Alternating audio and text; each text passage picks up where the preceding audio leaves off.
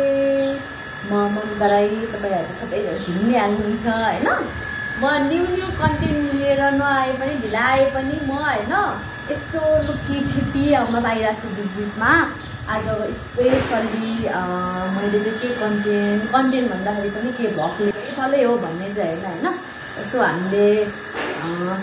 हामी बसेको ठाउँमा करेसाबारीतिर हो के रोपेको छौँ, कति के खलाएको छौँ भन्ने चाहिँ आज चाहिँ तपाईहरुलाई देखाउन चाहन्छु। त्यही भएर लेट्स गो। स्वागत छ तपाईहरुलाई मेरो करेसाबारीमा। हेर्नु होला है के हाम्रो उपलब्धि हेर्नु होला। यहाँ हामी चाहिँ के चाहिँ रोपेर चाहिँ हामीले वृक्षारोपणलाई वृक्षारोपण पनि भनौँ न। मेरो मतलब उत्पादन के गरेछौँ भने हामीले मकै नम्बर 1 मकै यहाँ हेर्नु होला। मकै यसरी फलाएको छौँ। मकै यत्रो भयो। अनि फर्सी यस्तो छ देखिहाल्नु भयो। यहाँ फर्सी अनि यहाँ टमाटर यहाँ हेर्नु होला है। टमाटर यो चाहिँ अब होइन पाकेर अस्ति 3 जना त लगेर खाइसक्यौँ। अब टमाटर यस्तो छ। यता सानो पनि छ यहाँ सानो। यता साग छ उता देखिहाल्नु भयो। कर्कलो छ यहाँ कर्कलो। अनि काँक्रा पनि सानो थियो हौ हाम्रो। यो सिमसाग है, यो चाहिँ सिमसाग है।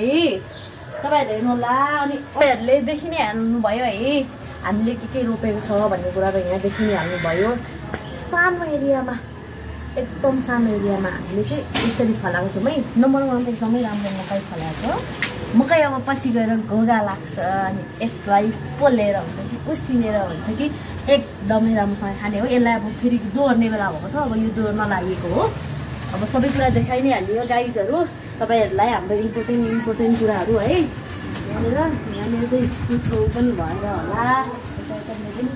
पदिना पनि छ है। यो चाहिँ अचारको लागि स्पेसल अचार। यो एकदमै राम्रो हो। स्वास्थ्यको लागि धेरै राम्रो हो यो है। पुदिना छ यहाँ। पुदिना पनि छ हाम्रोमा। गाइजहरू हेर्नु होला। हामी चाहिँ काठमाडौँमा यसरी अल्छी पनि गर्दैनौँ हामी होइन। अल्छी भन्ने कुरा चाहिँ केही गर्नु हुँदैन रहेछ है गाइजहरू। आफैले सानो स्पेस होस् जस्तो सुकै भए पनि आफूले चाहिँ अल्छी नगरिकन यसरी होइन आफूले रोपेर होइन उब्जनी गरेर खाइयो भनेदेखि चाहिँ यही एरियामा किनेर चाहिँ खानुपर्ने रहेछ त।